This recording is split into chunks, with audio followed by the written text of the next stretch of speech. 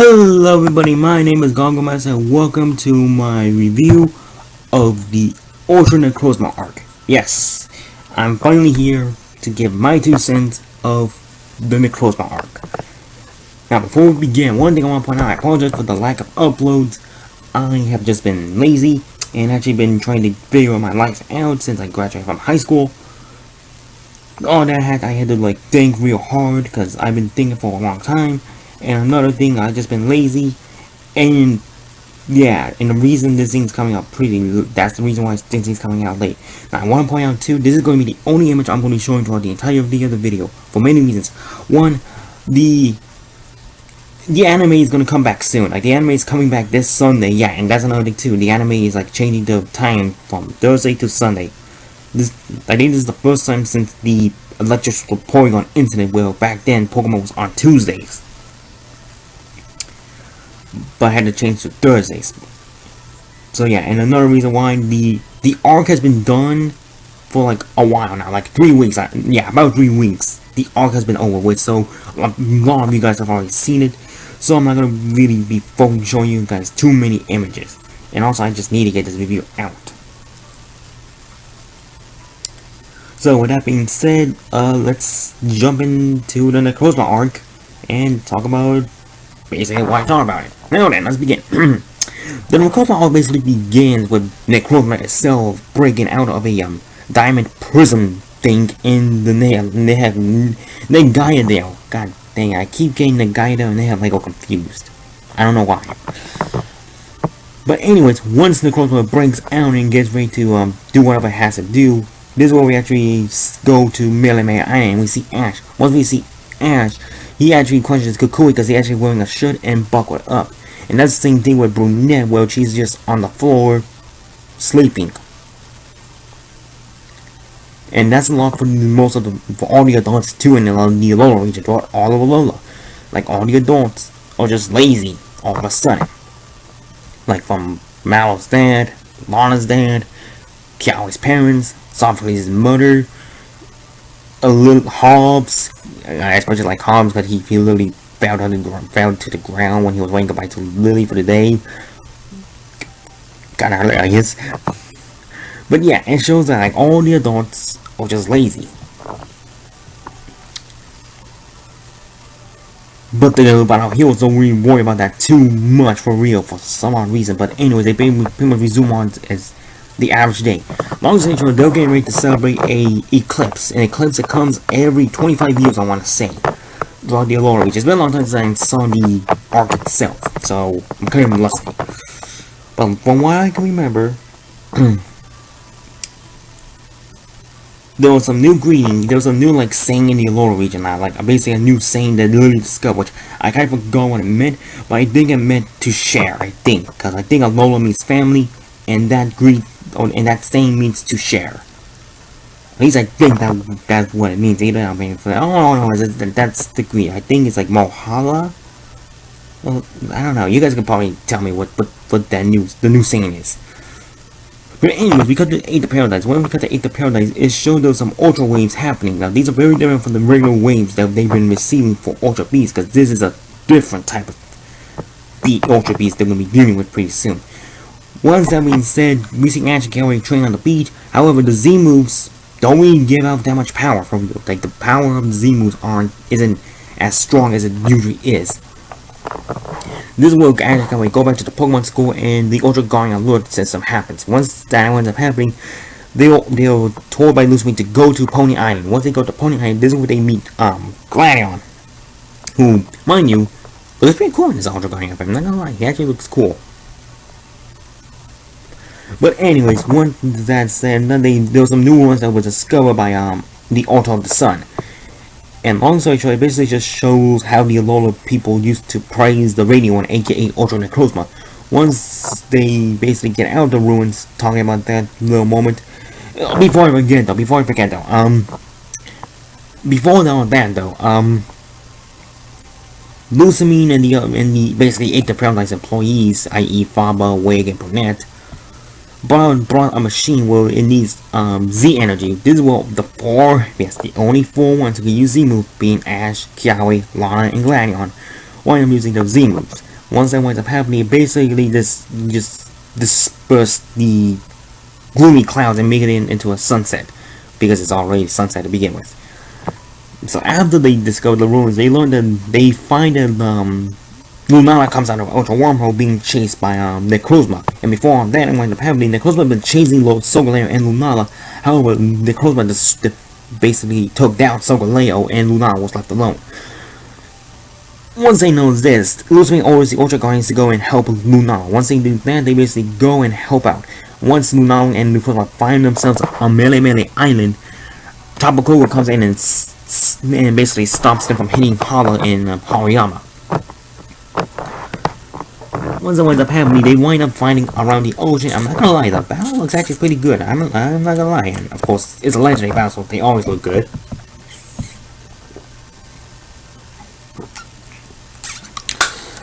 But anyways, during all the chaos, Lily winds up losing her grip on her Altaria, and she winds up falling. However, Lunala comes in last minute by saving Lunala and probably places her back on Altaria. Once that winds up happening, Glion thinks Lunala, and wind up fighting Necrozma. Once they begin fighting Necrozma, it's clear that Necrozma is kind of overpowerful. Until Solgaleo comes in. Once Solgaleo comes in, this is where the fight gets even, I want to say. I think that's how it went down. Until... Wait, was it? No, wait, my bad, I apologize. Like I said, it's been a long time since I've seen the episode, so forgive me. What ended up happening, actually, is that Necrozma fuses with Lunala, becoming, Dawn Wings Necrozma. Yeah, that's the name of the form. Once the form happens, this is where, Team Rocket, not Team Rocket of Jesse, James, and Meowth, because they're too busy being lazy, at least Jesse and James are. This is where Matori, or Mataro, the woman who's always next to Giovanni, comes in with her squad, and her squad basically catches thus meaning Lunala in a net that electrocutes him. This is where Solgaleo comes in and basically destroys the net and frees Lunala from Necrozma's grip, I want to say. Yeah, frees Necrozma, it frees from the grip. Once that winds up happening, however, this is where the Matori's group goes into Incognito, turning the jet into the same beam that Hunter J had and like Zerosic had back in Inks of Y and Iron Pearl. Oh boy. Once all that went up happening, Lunala is clearly fainted. However, before they can even save Lunala, Necrozma grabs Solgaleo and turns into Dustman Necrozma and flies off. Once it flies off, Ash tries to catch up to it. However, the Ultra Wormhole closes and it's too late. Once they head down to Lunala, they make sure Lunala's alright. They take Lunala to the Ultra Guardian base and heal it. Once they are down there, this is where they learn about the Matori Matrix. I think that's the group that's Matori's group, the Matori Matrix. Once they find that out, Ash states it's them again, obviously referencing when he fought Team Rock, the good Team Rocket, not chasing James and Meowth, the competent ones. Anyways, once that winds up going down, this is where they decide to try to figure out how to stop the Matori Matrix. This is where Lunala wakes up thanks to the powers of the Z crystals, basically the ones who have Z crystals. And once it wakes up, it's ready to go and basically... I apologize for what just went down, everybody, because my freaking... That's not right now, important right now. What's more important is my review. Anyways, from what I remember what I was talking about last time, I was talking about the Matori Matrix and how Ash recognized them, which is good. Lunala wants to go save Solgaleo, basically. And once he wants to go save Solgaleo, Ash and Neon said, okay, let's go. But Luzbane says, no, it's going to be too dangerous, which is kind of odd, because, Luzbane, you send him to catch dangerous Ultra Beasts.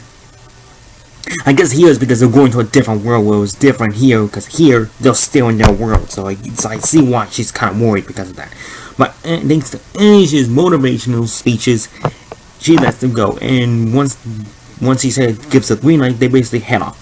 And ironically, the scene where they're running out, once they're running out, oddly enough, reminds me of the finale to season 2 of Digimon. Little fun fact. Anyways, once that winds up being the case, Team Rocket comes to the school and they see the Ultra Guardians taking off. Once they see the Ultra Guardians taking off, Lunala takes them to the guy in their world, basically where Poipo lives. This is where a bunch of Poipos attack. Once the bunch of Poipos attack, this is where the others check it out, and it's the Poipos and the Gyno. The Gyno makes the weirdest cry ever. Not gonna question that. And basically, this thing has telepathy. Yeah, this thing has telepathy. I didn't know we were watching a Pokemon movie. Because this thing is the linking of an average Pokemon movie. But anyways, long story short, the Nagato explains what went down. Long story short, Necrozma stopped a meteor from crashing into the world. However, Necrozma got severely injured because of the process. And because of the process, Necrozma is basically, weakened. And because of its weakened, it was sucking up the energy from the Nagato world. That's why Pokemon was sent there in the first place. It was sent to go find a new home for its family. Once it finds that out, Gladion decides to go out and find Dustman and Necrozma to go fight it. But however, Ash tells it like, no, we gotta all work together. And basically, this is where they basically talk about Alola and Moana, the other green. I since I forgot what the other one is. I know it's a simple word, but I can't remember because last time I saw this episode was when it came out. Sure, I watched the episode before it, but anyways. Well, yeah, Gladion, they all basically convinced Gladion to like not fighting it, and once they all convinced Gladion to not fight it, basically alone, all the Z users come in at it again. Once they all come at it again, they basically give Necrozma some of his lighting, the Z crystal's light powers. My bad. And once that winds up happening, I believe that Necrozma lets go of its grip on Solgaleo. At least I believe it did. I know it did at some point. Anyways, we come to like the final episode of the arc. And this is what the final episode of the arc basically begins. The final episode of the arc is basically, long story short, all three of the kahunas, because Pony doesn't have kahuna yet, get ready to celebrate the eclipse. And once they celebrate the eclipse, they learn they have to do a little symbol with their hands. Basically, what I like to dub, give your power to the Spirit Bomb. Because that's what it was. That's what it was. It was literally them just holding their hands up to Necrozma and giving it the power. Which I'm not gonna lie, I actually like, because we get to see a bunch of scenes with everyone just like going on like, hey, on Necrozma, take out energy. I know, but it just reminds me of Dragon Ball Z, because whenever Goku powers up the Spirit Bomb, he always like goes on like, I need your energy. And when I was watching this episode with Trey and Tiny and a YouTuber named Tiny, we were all like, I was all like, give your energy to Necrozma so we can defeat Jiren. Or like, yeah, I need your energy for the Spirit Bomb. And just like, I just really like that scene. It just made me damn felt like I was watching Dragon Ball Z. Anyways, Necrozma is almost filled up with the energy until Ash and Gladion come in with their Z moves. Once they go into the Solgaleo Z and the Lunalium Z, they basically give Necrozma enough power and Necrozma basically heads off. Basically giving up the power, giving back the light. Once that went up happening, Ash and the others basically get ready to go home. And once they're about to ready to go home, they pretty much have to say goodbye to Poipo because Poipo decides to stay home to protect his home in case the next time. So the farewell is kind of rushed, but we do have a montage of Ash and Poipo's moments as Ash is going home. And before it leaves, Poipo gives out the message, I love you, Ash, I love you, and Ash replies with, I love you too. And pretty much the arc pretty much ends with everyone saying Alola to Kukui because Kukui has a cold. Now then, what have I done about this arc? I can easily tell you this is by far the best arc of Sun and Moon, at least. Like, I like this arc. Like, I'm glad Sun and Moon, this arc did good. Like, I'm glad this arc didn't suffer any repercussions. Like, I'm glad it didn't have a Bolshinium Z go down like the Solgaleo arc. I'm glad there wasn't an underwhelming battle like the Nano arc, and I'm glad we didn't get spoiled by Poipo's release like we got spoiled by Dusk Lycanroc and the Akon arc. Like, I'm glad. And yes, there were speculations, but many of us were hoping they were false. But it's like, I just really like this arc. Overall, the arc did a good job. In terms of the Poipo release, it was rushed, but there was a reason why it got rushed. And it was pretty touching to see them say their goodbyes. I also really like how Gladion got the Lunarium Z.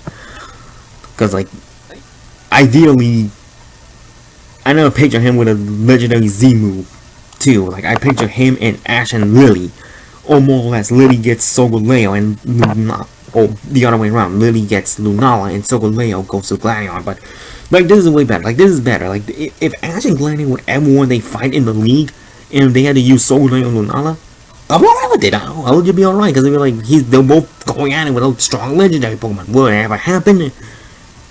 Who knows? Only time will tell. But overall, the art was good. I like the plot. One more key thing I want to point out though is like during the moment where Kukui and Fama got ready to fight, one of the Team Rocket grunts, like the main one, I forgot his name, basically bust out Mega Evolution. Yeah. I don't like how we're treating Mega Evolution anymore. I don't like how like the Pokemon isn't having like a little extra feature to them to Mega Evolve.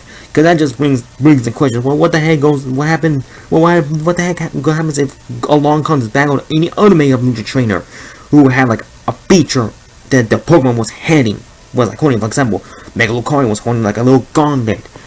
Sawyer or Shota, Steptide or Scarf. Like those little key features I liked. But that's a little nitpick. That's not really major issue. It's just something I don't like how we treat Mega Evolution anymore. Yeah.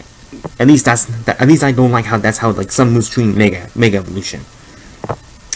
But long story short, I really like the arc. The arc was good. The farewell was emotional, and overall, I just think Sun and Moon did a good job with this arc. And here's hoping the next arc will do good.